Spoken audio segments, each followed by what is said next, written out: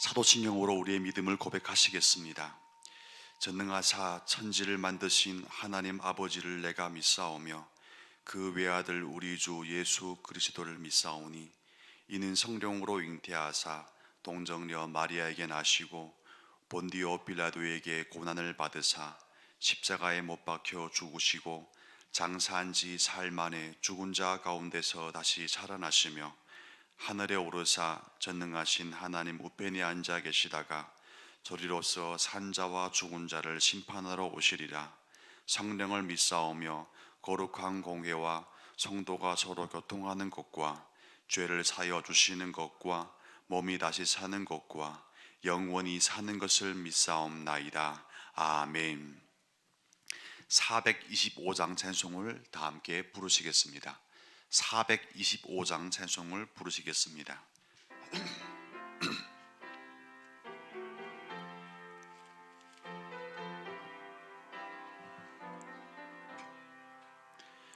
주님의 뜻을 이루소서.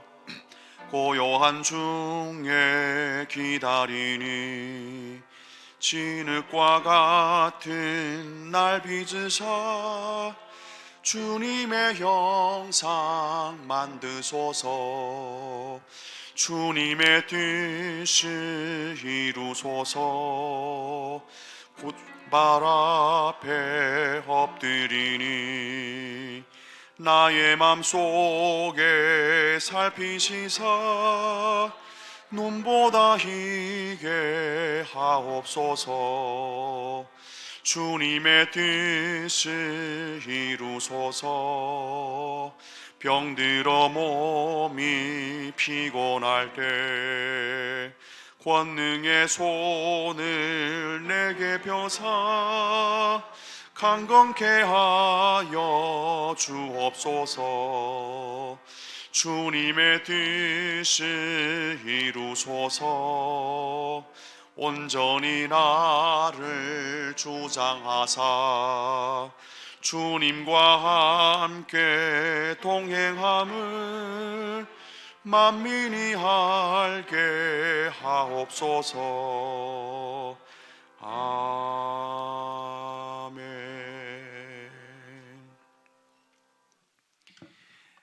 아멘. 함께 보실 말씀은 신약성경 로마서 15장 1절 말씀이 되겠습니다.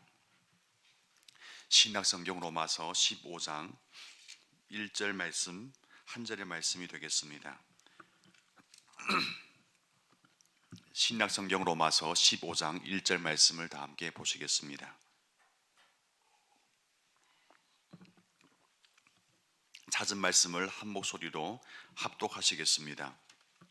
믿음이 강한 우리는 마땅히 믿음이 약한 자의 약점을 담당하고 자기를 기쁘게 하지 아니할 것이라. 아멘. 하나님께 나오실 때 네 분의 성도님께서 1,000번째 헌금을, 한 분의 성도님께서 감사 헌금을 올리셨습니다. 감사의 제목을 나누겠습니다. 저의 방패와 상급이 되시는 아버지 하나님께 감사와 찬송을 올려드립니다. 아멘. 오늘 본문 말씀에서 사도 바울이 교훈하였던 믿음이 강한 우리는 마땅히 믿음이 약한 자의 약점을 담당하여야 한다는 이 교훈은 로마서 14장 1절로부터 마지막 절까지 배경을 담고 있습니다. 전부는 읽을 수 없기 때문에 로마서 14장 1절 2절 말씀을 한번 합독하시겠습니다. 14장 1절 2절 말씀을 함께 읽음으로 이 말씀의 배경이 무엇인지를 잠깐 한번 살펴보시겠습니다. 믿음이 연약한 자를 너희가 받되 그의 의견을 비판하지 말라. 어떤 사람은 모든 것을 먹을 만한 믿음이 있고 믿음이 연약한 자는 채소만 먹느니라. 아멘. 그 당시 고기 유통은 거의 신정과 혹은 그 제사와 관련되어 있는 그때 유통 구조였기 때문에 고기를 먹는다는 것은 불가피하게 제사와 혹은 우상 숭배와 관련된 어떤 이미지를 벗어버릴 수가 없었습니다. 그래서 고기를 먹는다는 것은 많은 분들에게 우상 숭배의 일환으로 이해되기가 아주 그런 보편화되었던 그런 사회였던 상황을 고려하면 우리가 생각하는 이 먹고 마시는 문제와는 좀 다른 차원의 이야기다는 것을 먼저 이제 알아둘 필요가 있는 것 같습니다. 쉽게 말하면 고기를 먹어도 된다, 고기를 먹으면 안 된다, 채소만 먹어야 된다는 그런 논쟁이 그 당시 로마 교회에 있었는데요. 이 음식을 두고 발생한 논쟁에 대해서 사도 바울은 지금 로마서 15장 1절의 말씀에서 이와 같은 실전적인 교훈을 하고 있습니다. 그 교훈의 핵심 내용은 바로 이것이죠. 믿음이 강한 우리는, 즉 믿음이 좋은 사람은 마땅히 믿음이 약한 자의 약점을 담당해야 한다는 이 과제를 지금 주고 있는 것입니다. 쉬워 보이는 것 같지만 결코 쉽지 않습니다. 우리 현실에서도 이와 같은 논쟁이 항상 존재하고 있고요. 이와 같은 배려와 또한 함께 포용, 용납의 이런 수용의 문제가 항상 긴장 관계를 이루고 있는 것이 자주 보게 되는 현실이거든요. 어찌 보면 우리는 항상 인간이 가지고 있는 연약한 죄인의 약점이 있기 때문에 우리가 가지는 죄인됨에 연약하면은요 항상 나에게서 보여지고 확인되어지는 믿음이 좋다는 그 상황성이 믿음이 약한 자에 대한 배려와 돕는 혹은 섬기는 그런 입장보다는 오히려 당신과 나의 차이가 무엇인지를 더욱 선명하게 설명해 주기 원하는 그런 열정으로 가득 포장하게 될 때가 참 많음을 저는 경험하게 됩니다. 쉽게 말하면 우리가 가지는 믿음이 좋다는 그 확신은요 다른 사람을 배려하기보다도 오히려 다른 사람을 더욱더 기가 죽게 만들고 다른 사람이 열심을 겪는데 더욱더 앞장서게 된다는 것을 우리는 보아야만 한다는 것입니다. 그래서 강한 사람이 있는 자리에는 항상 약한 사람이 기가 죽게 되어 있어요. 그리고 상처를 받습니다. 여러분 어떻습니까? 우리 주변에 나의 강함 때문에 기가 죽고 상처받는 사람은 없는지요? 중국에서 교회 다닌 지 얼마 되지 않았을 때 교회에서는요 청년들을 좀 세워주기 원했던 것 같아요. 근데 청년들이 교회를 다니지 않았거든요. 몇 명 안 되는 청년들을 기회만 되면 특송을 시켰던 것 같습니다. 주일날에 마침 저도 그 중에 한 명이었는데요. 마침 그 주일에도 특송을 하게 되었어요. 한 두세 명의 청년이 밖에 없었기 때문에 특송을 하게 되었는데 마침 그때 저희 교회를 방문하였던 아주 유명한 보수의 극보수로 통하는 교단의 목사님이 오셔서 한 주간 동안 성경 강해를 가르치고 있었어요. 마침 그분이 그 예배를 참석하게 되었는데 잠깐 성경 공부를 가르치시다가 예배를 참석한 목사님의 귀에는 이 중국 청년들이 불렀던 찬송가가 참 가요적인 느낌이 좀 있었나 봅니다. 그래서 마음에 참 거슬렸나 봐요. 예배가 끝나자마자 저희를 부르더니 아주 엄하게 얘기를 했어요. 뭐라고 얘기했냐면요, 하나님 앞에 부르는 거룩한 찬송가를 가요적인 느낌으로 불러서는 안 된다고 제가 부드럽게 얘기했지만 훨씬 더 엄한 얘기를 하셨습니다. 저도 당사자이기 때문에 그 당시 상황이 생생하게 느껴지는데요, 이 얘기를 했어요. 그 청년들은 아주 행복한 마음으로 준비를 했고, 어찌 보면 준비했던 게 그런 거거든요. 그게 최선이었는데 준비를 했고 임하였는데 또 특성을 하나님께 올렸는데 그날은 가장 암울한 이제 아주 가장 어눌한 마음으로 귀가했던 그런 하루가 되었고 그런 예배가 되어버렸습니다. 지금 와서 생각해 보면 목사님의 가르침 말씀은 지극히 옳은 말씀이었습니다. 그렇게 가르쳐야만 하고요. 그런데 목사님은 중국에서 그 당시 그 청년들이 경험할 수 있는 교회와 교회 문화 혹은 찬송가에 대한 이해가 그 한계가 그 정도밖에 되지 않았다는 것을 감안해 주지 못했던 것 같아요.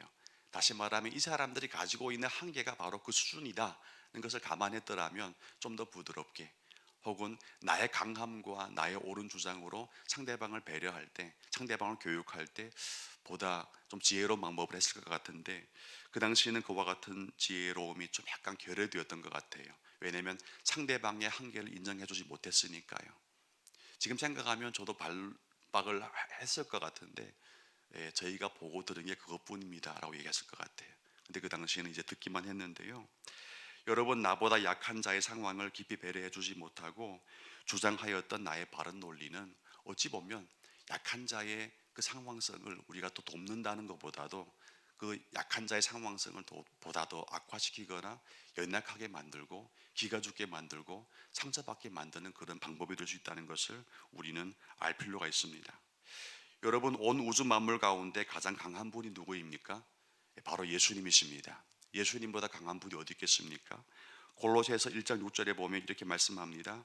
만물이 그에게서 창조되되 만물이 다 그로 말미암고 그를 위하여 창조되었다고 말씀했습니다. 즉 온 우주 만물을 통치하시는 분이 바로 예수님이라는 것이죠. 그런데 온 우주 만물 가운데 가장 강하신 분이 예수님인데 약한 사람이 예수님 앞에 나와서 상처받고 기가 죽는 일은 한 번도 없습니다. 이 땅 가운데 가장 약한 사람이 누구입니까? 바로 저희고 바로 여러분 아니겠습니까? 여러분 예수님 앞에 나올 때 나는 기가 죽을 준비가 되어 있습니다, 나는 상처받을 준비가 되어 있어요 나오는 분이 어디 있습니까? 한 사람도 없어요. 강한 예수님 앞에서 우리는 절대로 기가 죽지 않고 약해지지가 않고 상처받지 않습니다. 그 이유는 무엇입니까? 예수님이 그 강함을 다스리시고 또 강함으로 약한 자를 대하는 방식이 다르다는 것입니다. 그렇다면 예수님이 강함을 통하여서 배우는 성도님, 즉 그리스도인들의 믿음이 좋다는 것은 무엇을 의미합니까? 바로 오늘 로마서 15장 1절의 말씀입니다. 오늘 본문 말씀 보니까 믿음이 강한 우리는 마땅히 믿음이 약한 자의 약함을 감당해야 된다고 말씀했습니다. 여러분들도 오늘 하루 살아가면서 하나님 앞에서 주님, 나의 믿음 강함의 그 오름이, 주장할 수 있는 그 의로움이 믿음이 약한 자에게 기가 죽게 하고 그들에게 상처가 되는 오름과 의로움이 되지 않도록 은혜를 달라고, 겸손을 달라고, 더욱더 예수님의 강함을 닮은 그런 온유함을 달라고 기도할 수 있는 이 새벽이 되었으면 좋겠습니다. 저는 운동을 잘 못합니다. 그래서 농구를 해본 적이 별로 없어요. 아예 없습니다. 중국에서 해본 적 없거든요. 근데 제 교회에 오니까 농구를 할 일이 참 한동안은 많았습니다. 특별히 교갱협을 참석할 때, 교갱협 교육자 수련회 참석할 때는 항상 교회별대로 팀 그 경기를 하게 되었는데요. 마음에는 열정이 참 많았습니다. 저도 뛰고 싶다, 우리 교회를 위해서 한번 뭔가는 힘을 보탰으면 좋겠다 싶었는데 마무원이로되 몸이 약한 겁니다. 안 되는 거예요. 실력이 없는 겁니다. 뭐 실력을 하루 뭐 기도한다고 하나님께서 그래 실력을 죽게 하고 넣어주는 것도 아니고 참 답답했습니다. 그런데 어쩌다 보니까 저 같은 아마추어도 농구 시합에 출전할 수 있는 기회가 생겼어요. 너무나 감사했지만 한편 부담이 되었습니다.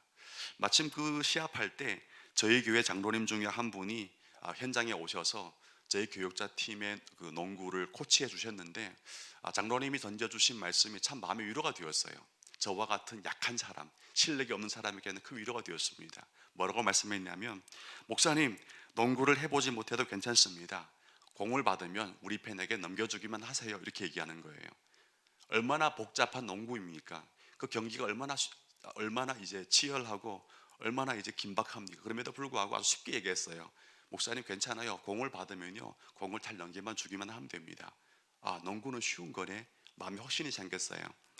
제가 하고 싶은 얘기는요, 진정한 고수는 아마추어를 경계하여서 함께 경기합니다. 그렇게 하는 말씀이 아마추어, 죄송합니다. 잘못해도 괜찮습니다라고 말합니다.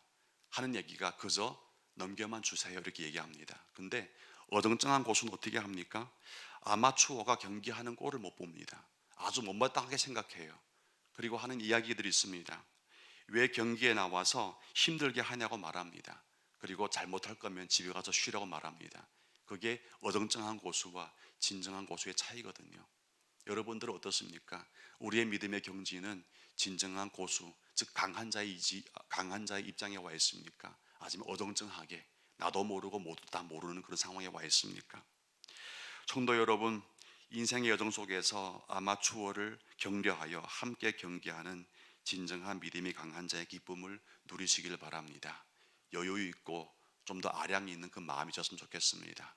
이 말씀 여러분에게 전하기보다도 저에게 한 말씀이기도 합니다. 인생길을 빨리 가려면 혼자 가야 하지만 멀리 가려면 함께 가야만 합니다. 담임 목사님께서 늘 하시는 말씀처럼 일보다 관계이다. 너무나 맞는 말씀입니다. 여러분, 오늘 하루도 혼자서 외롭게 빨리 뛰어가지 마십시오. 늦더라도 함께 동행하면서 정말 멀리까지 아마추어와 함께 어깨를 두들기면서 함께 가보자고 한번 용기 주고 위로해 주는 에바브로디도와 같은, 혹은 사도 바울을 돌보았던 바나바와 같은 동행자들이 될 수 있기를 주님의 이름으로 축복을 드립니다. 함께 기도하시겠습니다. 아버지 하나님, 저희가 가지는 믿음의 강한 확신은 과연 어떠한 열정으로 표출되고 있는지, 또한 일상생활 가운데 나누어지고 있는지 다시 한번 곰곰이 생각해보는 말씀이 되게 하시고, 무엇보다 우리의 강함이 약한 사람을 기죽게 하고, 약한 사람이 우리의 강함 앞에 왔을 때 상처받는 일이 없도록 오늘 하루도 예수님의 강함을 통하여 배우는 은혜가 있도록 도와주시옵소서. 예수님 앞에서 그 누구도 기가 죽고 상처받지 않듯이 예수님의 강한 주장이 약한 사람의 마음에 더 크나큰 낙심을 허락하지 않듯이, 하나님, 저희들이 믿음이 좋다는 그 자리에서 오히려 약한 자들이 위로받고 함께 걸어가고 싶은 하루가 될 수 있도록, 또한 그와 같은 동행의 은혜가 될 수 있도록 은혜를 베풀어 주시옵소서. 결국 함께 가기만 하는 것이 아니라 행복하게 함께 동행하는 오늘 하루의 은혜를 저희 가정과 우리 회사와 우리의 학교와 또 우리 교회의 모든 상황성 가운데 하나님 폭포수와 같이 부어 주시옵소서. 모든 영광 주님께 돌리며, 또한 드린 예물 가운데 하나님 갚아주시고 또 채워주시는 은혜를 간절히 소망하며 예수님 이름으로 기도드립니다. 아멘. 하늘에 계신 우리 아버지여, 이름이 거룩히 여김을 받으시오며 나라가 임하시오며 뜻이 하늘에서 이루어진 것 같이 땅에서도 이루어지이다. 오늘날 우리에게 일용할 양식을 주옵시고 우리가 우리에게 죄진 자를 사하여 준 것 같이 우리 죄를 사하여 주옵시고 우리를 시험에 들게 하지 마옵시고 다만 악에서 구하시옵소서.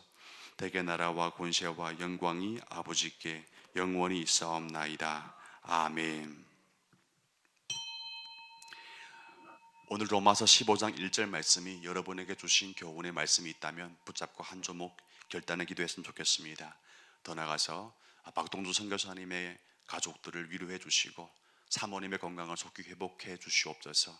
하나님께 은총을 구하는 기도를 드리시고, 또 나눔 마트를 통하여서 우리 주변에 연약한 이웃들이 잘 돌봄받을 수 있도록, 또 돌봄을 허락할 때 나눌 때 우리의 있는 자리가 그들에게 기가 죽게 하고 오히려 여러모로 마음에 더 상처를 더하는 일이 없도록 하나님 겸손의 은혜로 더 섬기게 하여 주시옵소서 라고 한 조목 기도해 주시고, 오늘 저녁 금요 철야 예배 가운데 하나님 은혜 위에 은혜를 더하셔서 기도로 우리 교회와 이 민족과 나라와 가정이 다시 일어서게 하시옵소서 한 조목 기도하시고, 담임 목사님과 후임 목사님 봉사 목회를 위해서 하나님의 섭리 가운데 가장 아름다운 동행이 될 수 있도록 한 조목 기도하신 후에 여러분의 개인 기도 제목으로 새벽 기도를 계속 이어가셨으면 감사하겠습니다. 함께 기도하겠습니다. 아버지 하나님 감사합니다. 오늘도 이 빗길을 뚫고 하나님 앞에 나왔습니다. 주님, 이 빗길이 성령 하나님의 담비와 같은 소망으로 우리 이 기도의 시간을 주장하여 주시옵소서. 그래여서 메말랐던 심령으로 왔지만 오히려 성령의 담비를 듬뿍 맞아서 풍성하고 더욱더 풍요롭고 오아시스와 같은 그 은총을 마음에 가득 안고 일상에 임할 수 있는 은혜를 허락하여 주시옵소서. 주님, 잠깐 말씀 붙잡고 기도합니다. 하나님, 우리의 강한 믿음의 자리가 어떤 자리까지 나가야 되고, 그 강함이 본받아야 할 궁극적인 대상이 예수님의 그 온유함과 겸손함을 본받아서 오늘 하루도 우리 주변에 때로는 나의 마음을 참 건드리고 불편케 하는 사람들과 어떻게 동행해 가야 하는지를 배우고 실천할 수 있는 은혜가 있도록 도와주시옵소서. 아버지 하나님, 아마추어라 할지라도 참 나의 상황과 나의 걸음과 속도에 맞지 않을지라도 오히려 예수님처럼 나를 기다려주시고 더욱더 자비하심으로 오래 참아주시듯이 하나님, 이 아름다운 주님과의 동행, 또한 아름다운 이웃과의 동행으로 이어지고 실천되어지는 하루가 되게 하시옵소서. 나의 가족 가운데 혹은 나의 직장 생활 가운데 우리 교회 생활 가운데 하나님께서 말씀하신 교훈이 더욱더 실천되어질 수 있도록 우리 삶 가운데 더 은혜를 구하고 이 기도의 시간을 더욱더 간절히 하나님 앞에 올리는 은총의 시간으로 성별하여 주시옵소서. 주님, 공동체를 위해서 주신 기도 제목을 두고 기도합니다. 주님, 이 모든 기도 제목을 주님께서 훈명해 주시고, 저희들은 그 방식과 응답의 결면을 알지 못하지만 분명한 것은 하나님의 응답은 항상 선하시고 옳다는 것을 믿기 때문에 이 시간 간절히 합심하여 기도드릴 때 주님, 그 결론과 그 모든 응답의 방법을 주님께 맡깁니다. 주님, 또한 나의 개인 기도 제목으로 나왔습니다. 주님께서 다듬어 주시고 우리의 기도가 오히려 나의 분주한 상황 속에서 오히려 예수님께서 나의 삶 가운데 더욱더 일하심을 보는 자리가 될 수 있도록 은혜를 베풀어 주시옵소서. 감사합니다 주님.